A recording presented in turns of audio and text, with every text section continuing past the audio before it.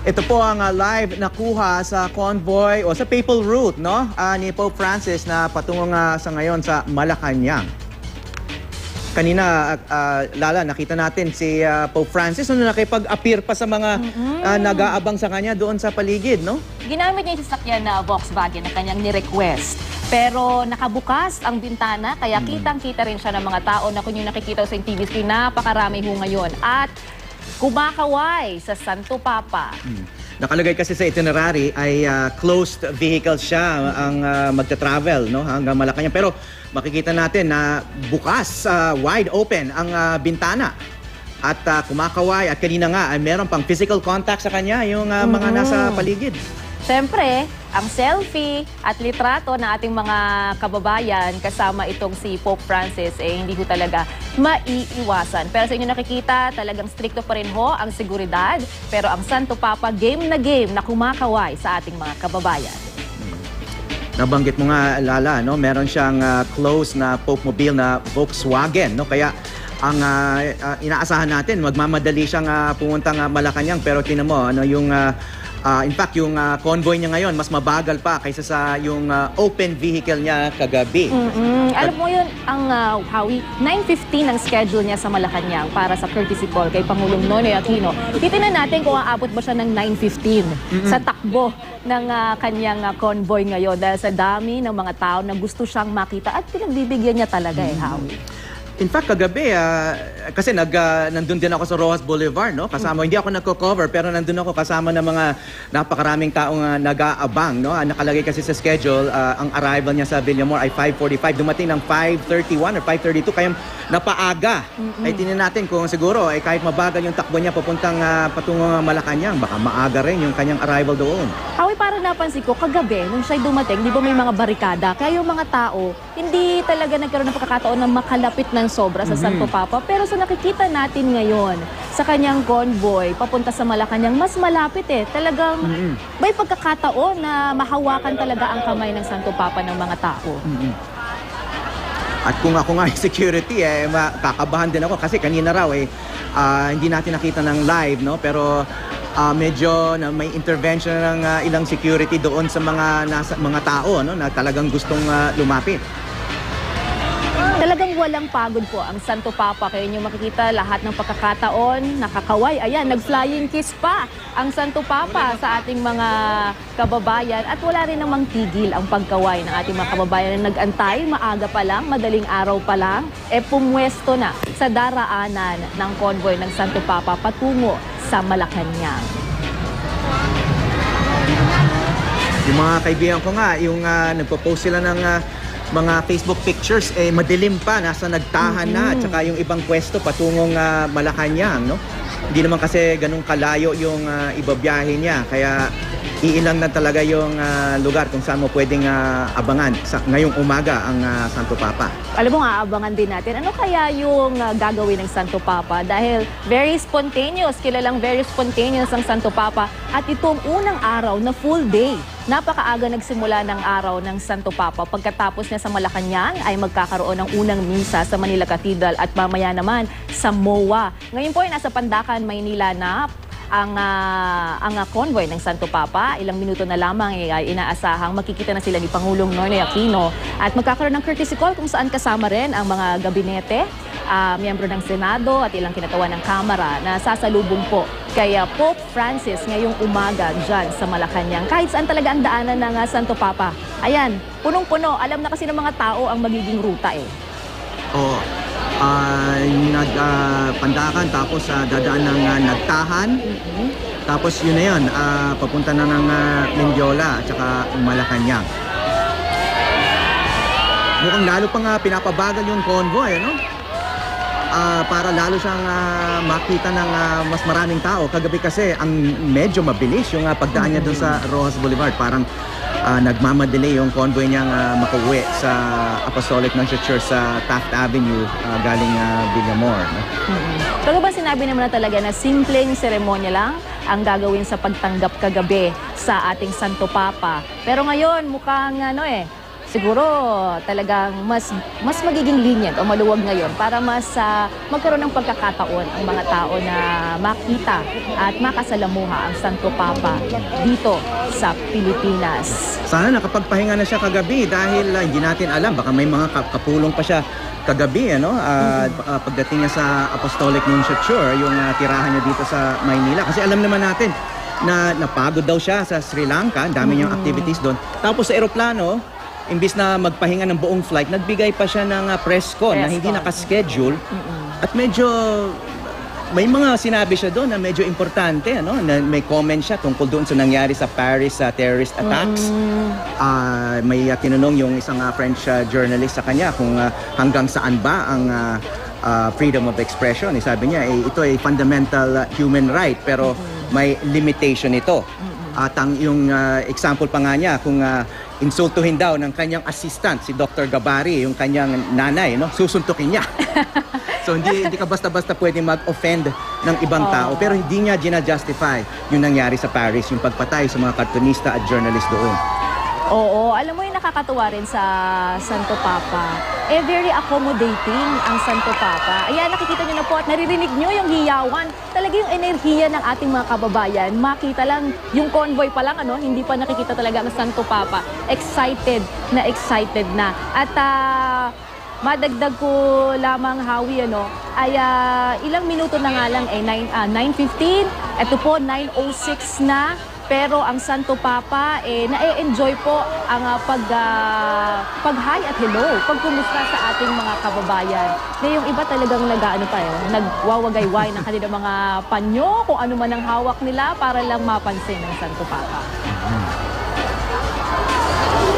At Howie, nabanggit din ng Santo Papa yung kanyang security kasi natanong ng media hindi ba? Paano? Kasi alam mo, sinasabi nga ng ating PNP, nightmare ang kanilang pagbabantay ngayon sa Santo Papa kasi ayaw niya talaga bulletproof, ayaw niya na anything na sobrang espesyal para sa kanya.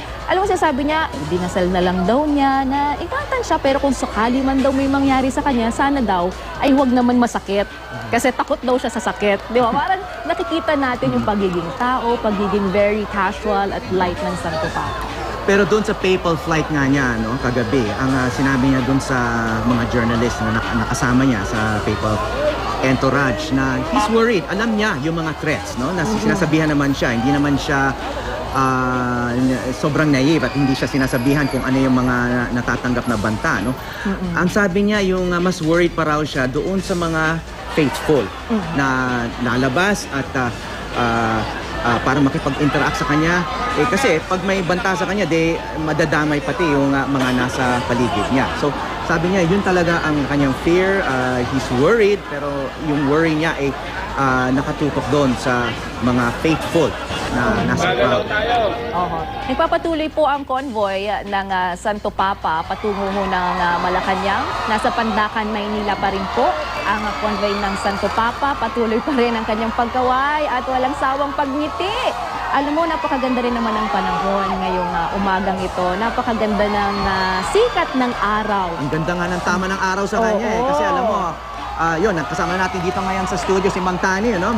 Medyo may mga forecast siya sa nakaraang linggo na maaring umulan sa Maynila at lalo na sa Leyte, no? Sa papal visit, pero makikita natin napakaganda ng panahon pati kagabi, no? Medyo mahangin kaya nilipad nga yung kanyang skull cap, pero napakaganda ng panahon, hindi masyadong mainit, dry, walang ulan, at so far perfect weather pa rin para sa pagbisita ng Santo Papa. Dito sa Metro Manila, kumbaga nakiayon ang panahon sa mga aktibidad natin. Full day, kagaya natin sinasabi. Full day po ang schedule ng Santo Papa ngayong araw na ito. At 9:08 na, time check tayo. 9:08 na, 7 minuto na lamang, 9:50 na. Pero hindi po natin alam kung anong oras talaga makakarating ang Santo Papa sa Malacanang, kung saan nag-aantay na po si Pangulong Noynoy Aquino. Pero sigurado tansyado nila yung oras, no? Kaya siguro niisip nila medyo maaga, wala naman traffic, clear yung mga daan papuntang Malacanang. Kaya pwede nilang i-pacing talaga para eksaktong 9:15 mag-uumpisa yung ceremonies doon. Kasi nakalagay nga dito sa schedule, 9:15 yung kanyang arrival doon sa Malacanang. Tapos 10:15 naman may meeting sa Rizal Hall, Malacanang Palace pagkatapos ng courtesy call niya kay Pinoy.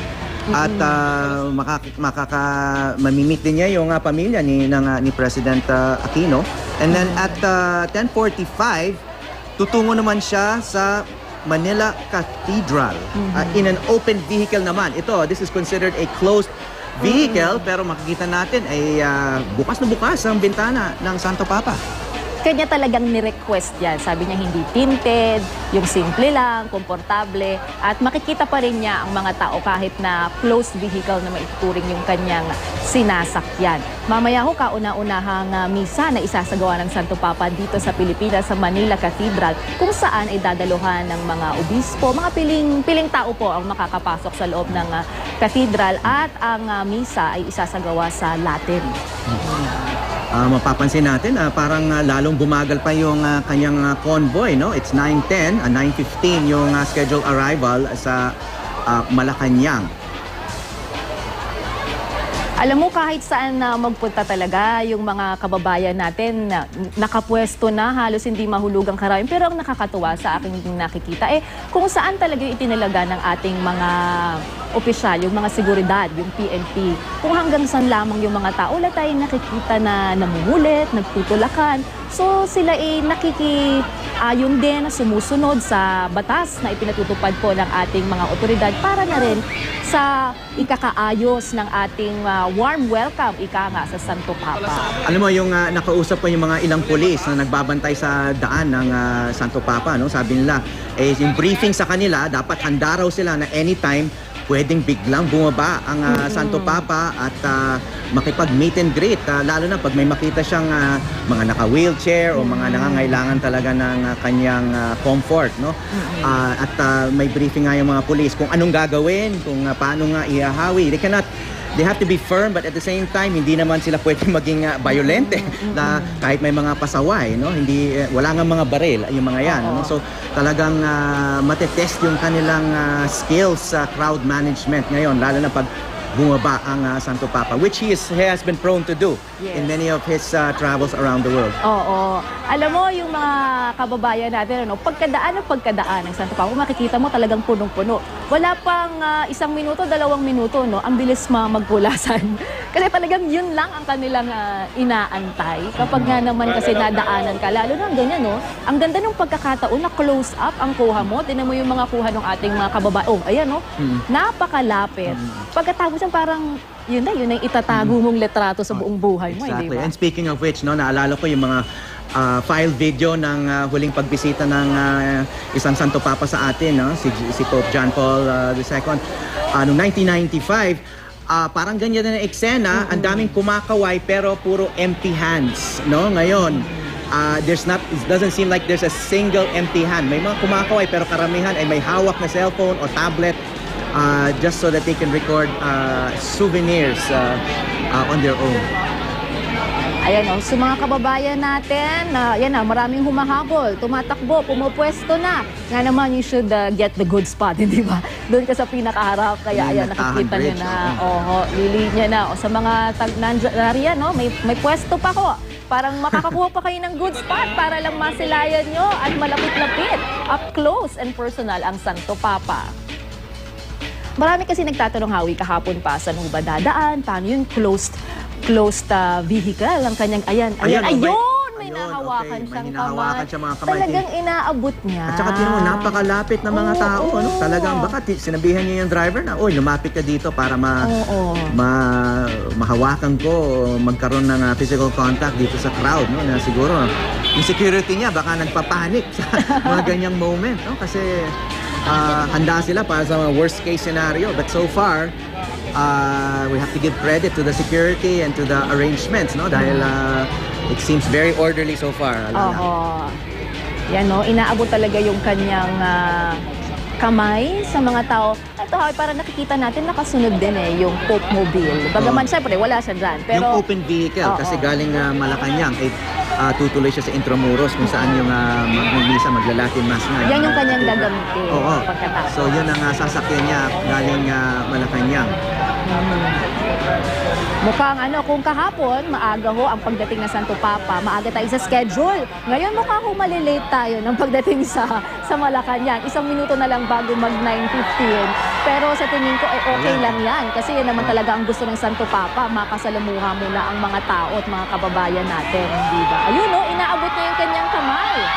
Gusto niya talagang mahawakan yung kamay na ating mga kababayan. Tsaka mula nung simula, hanggang ngayon, hindi siya sumasandal, talagang nakaabot lang yung kamay. He looks very refreshed. Mukhang nakapagpahinga siya ng husto, no? Kasi ang balita nga sa Sri Lanka medyo napagod, na sunburn siya dahil napakainit, maaraw.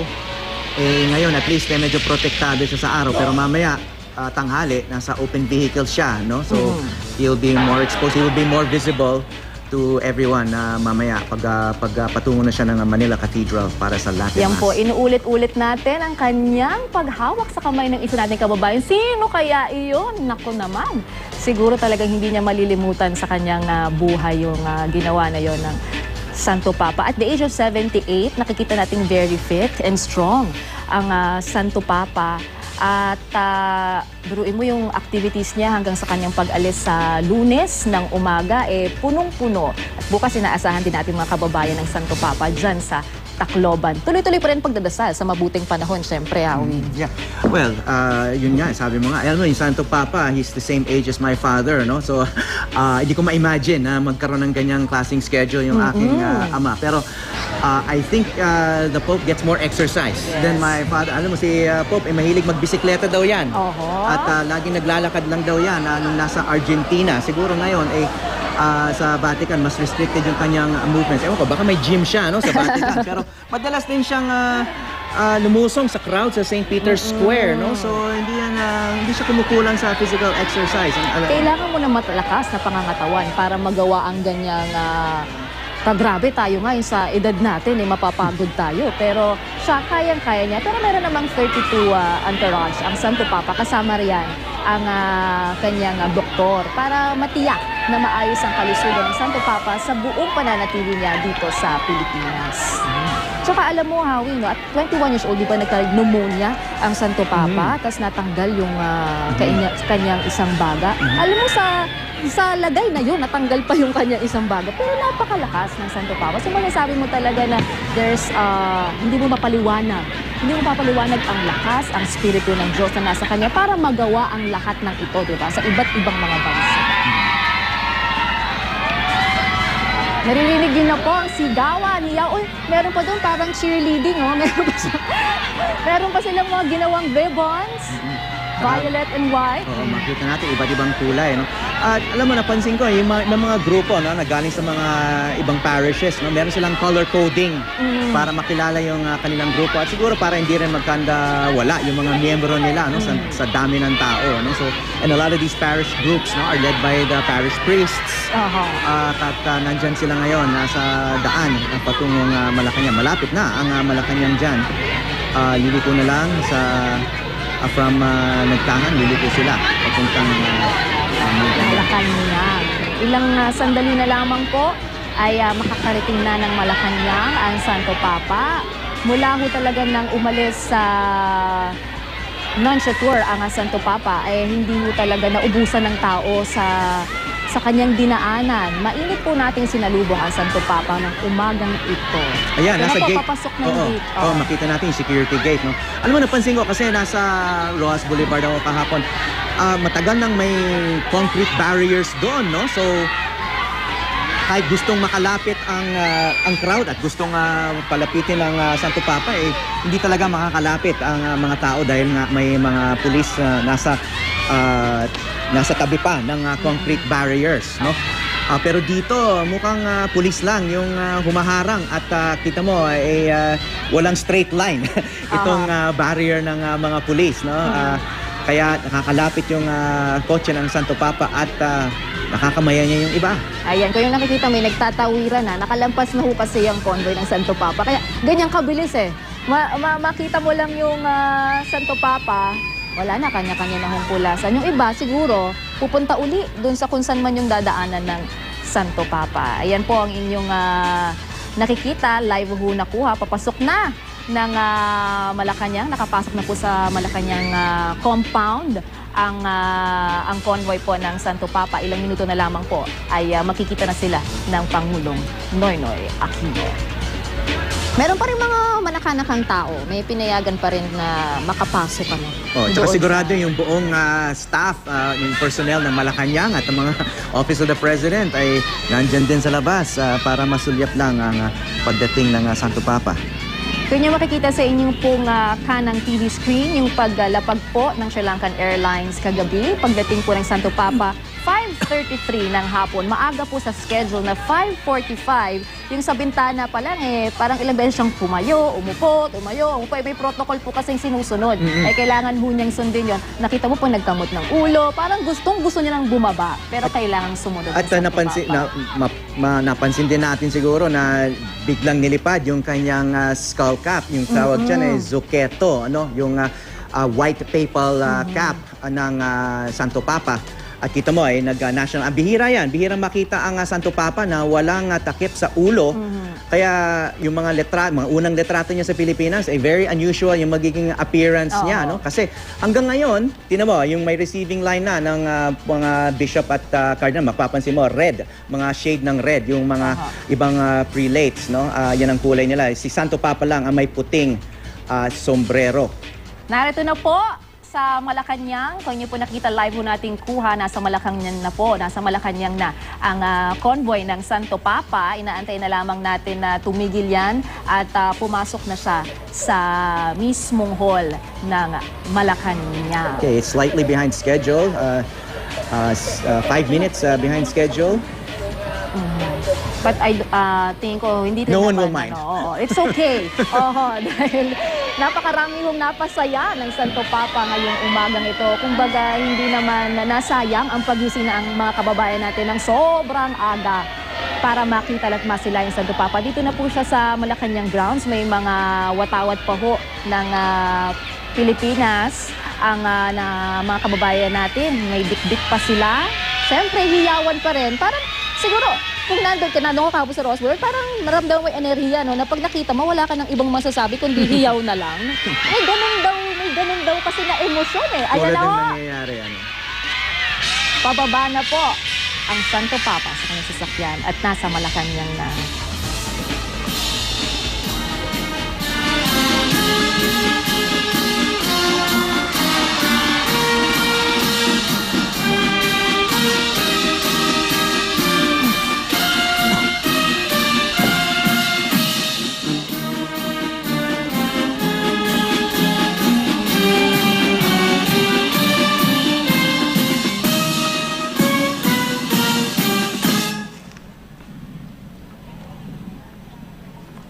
Tanghal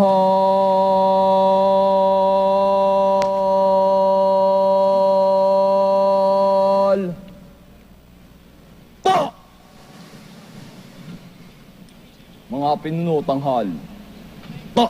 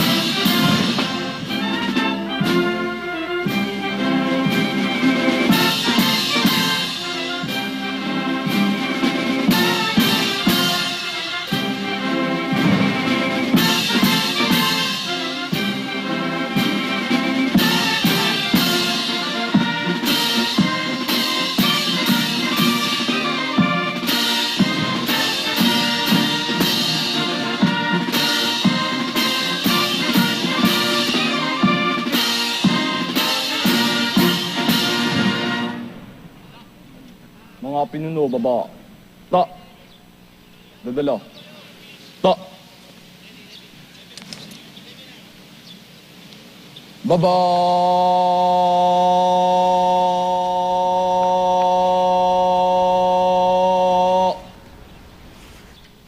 Ta.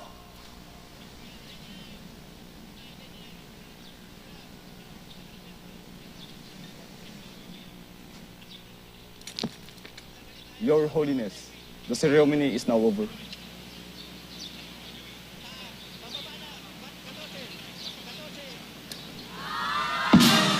Mga pinuno, baba. Ba!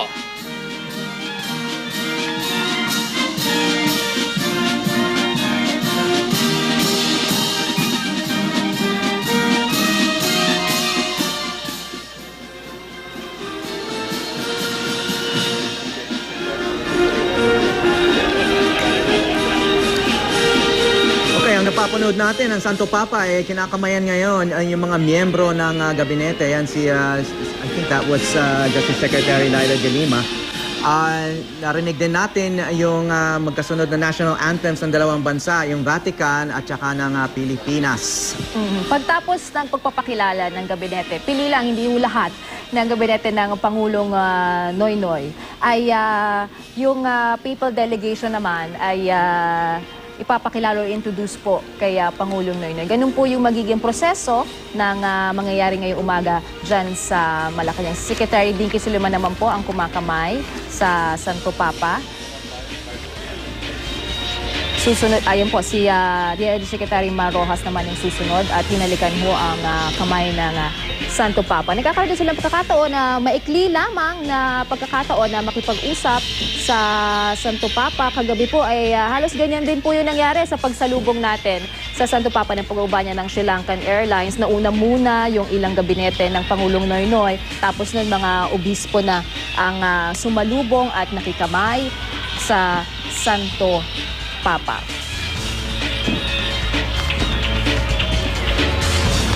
Nabanggit mo nga, Lala, no, na ipapakilala din na kay President Aquino ang papal delegation. Pero mukhang ginawa na rin to kahapon, no? Pero yung sa airport, no, pero yung protocol nga dictates uulitin itong pagpapakilala as a formality, ano? Pero itong si Pope, for someone so important, medyo maliit lang ang kanyang entourage, ano? Itong kasama, nakikita natin, kamukha itong kasama ni katabi ng ni President Aquino, ano, ang I think that's Dr. Alberto Gasbari, ang Vatican Chief Organizer ng papal visit. At napansin ko doon sa transcript ng press con kahapon sa papal plane papuntang Manila, he kept referring to Dr. Gasbari. Mukhang palagi niyang kausap, ano, especially nung pinag-uusapan niya yung freedom of information, no? So mukhang siya yung nagsuserve ngayon na protocol chief, no? At mukhang nagta-translate, tumutulong din sa translations. Tapos na po yung pakikipagkamay ng Santo Papa sa miyembro ng gabinete, maging sa papal delegation. Naglalakad na patungo sa loob ng Malacanang, kung saan ay marami pa rin tayong mga kababayan na sa loob at nag-aabang sa Santo Papa.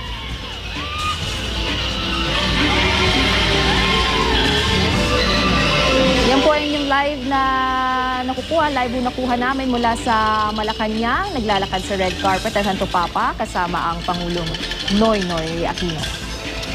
At ang nakikita ko lang na kasama sa papal entourage na kasabay nila nga naglalakad, itong matangkad na Italiano, no, na si Dr. Alberto Gasbari. Mukhang hindi siya pare or cardinal tulad ng ibang miyembro ng entourage. He seems to be a civilian or a member of the laity, na isa sa chief organizer nitong pagbisita na to. Pero, sorry, ayon dito nga sa listahan ay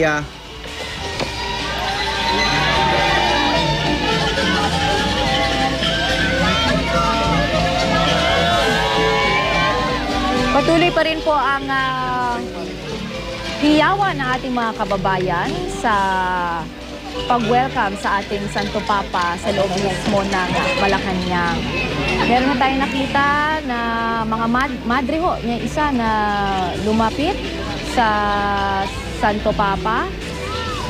Hindi lang ho natin ma-pinpoint ngayon kung sino yon. Kani-kanina lamang ho ay may nakalapit na Santo Papa. At stricto pa rin ho ang seguridad. Hindi naman ho agad-agad makakalapit yung mga kababayan natin na nagkakaso na lamang sa paghiyaw at masaya na makawayan ng Santo Papa. Muli ito pa rin ho ang welcome ceremony na sinasagawa ng Malacanang para kay Pope Francis.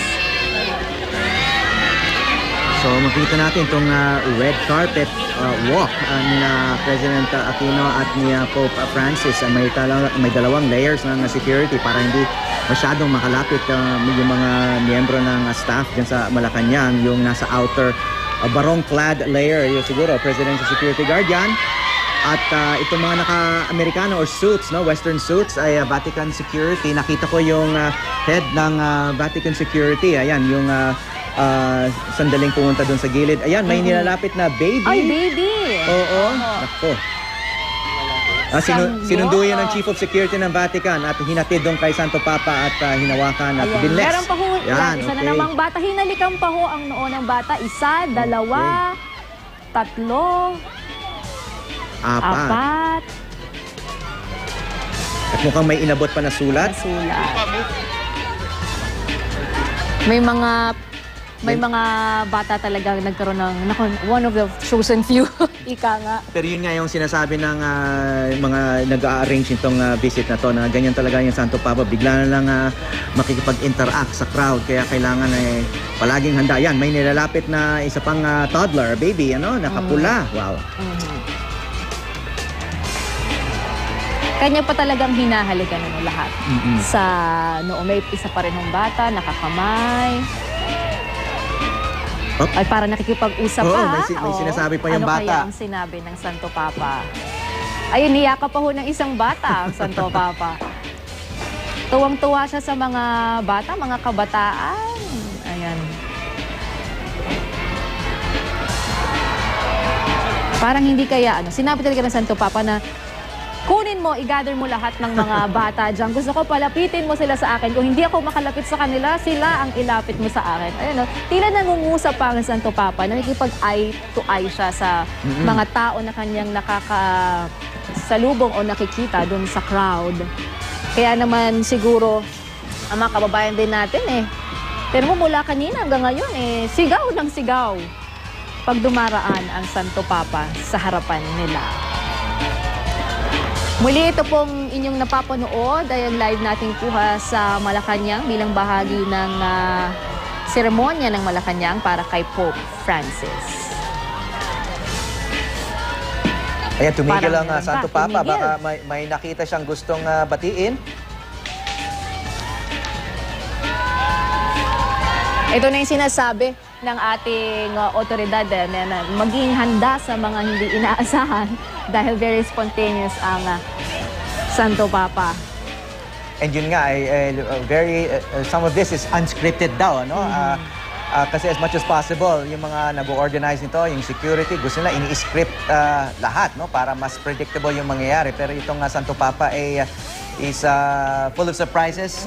He spontaneously leaves the line and greets people. Ay tulad ng nangyayari ngayon, ay tumitigil-tigil siya para batiin at mga tao at halikan yung mga bata.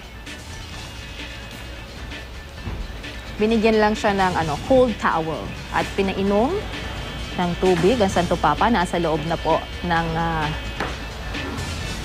Malacanang. Papasok po sa music room ng palasyo.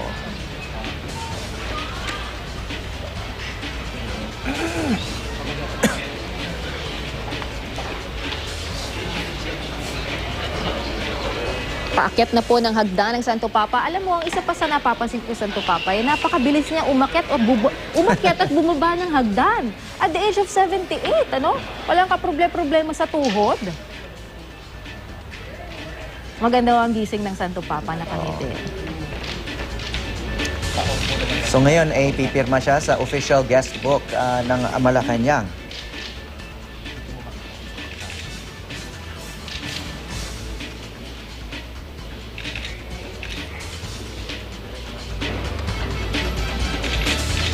And then after the signing ceremony ay tutuloy sila sa music room ng Malacanang. Yan, meron siyang kinukonsultang assistant. Siguro ay interpreter din na sinabi kaya President Aquino kung ano yung binulong niya.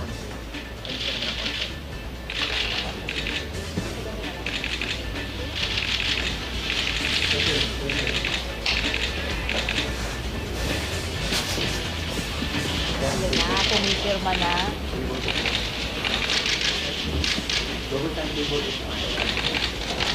Ano kaya ang kanyang isinusulat?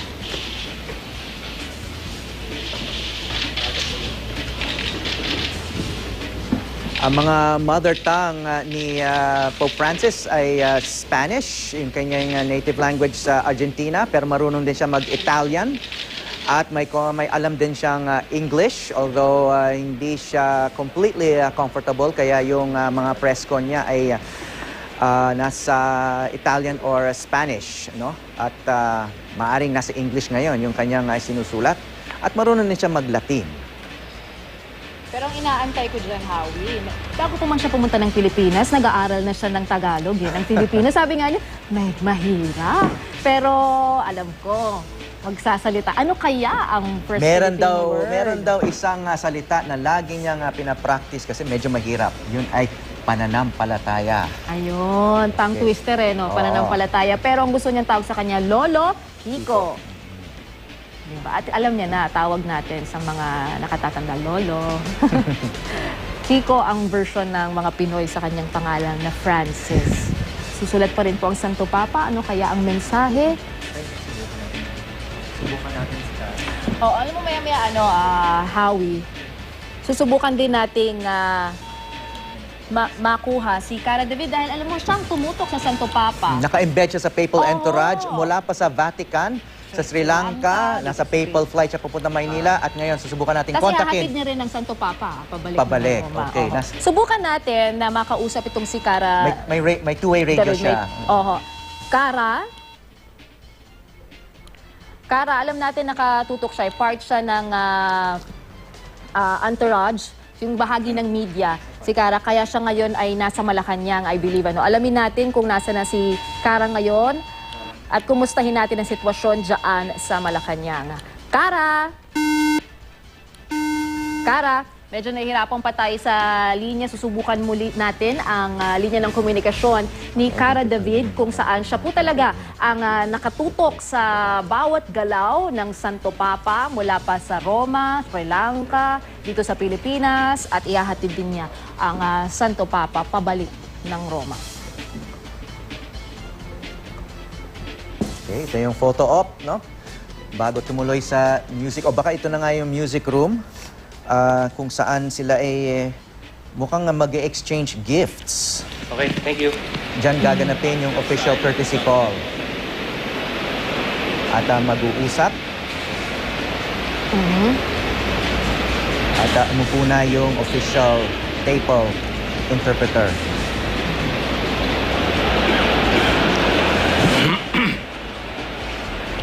Sa music room po yung Fathers, Pakinggan po sisters, natin. we are going to Simula na close po. the cathedral. So the priests who are planning to get out, you cannot do that anymore because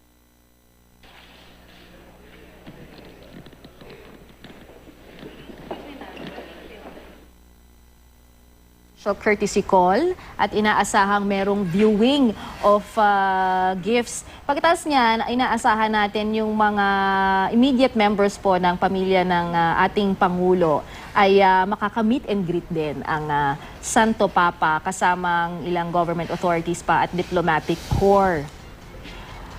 Magkakaroon din ng remarks o magsasalita po ang Santo Papa at ang Presidente sa Rizal Ceremonial Hall naman.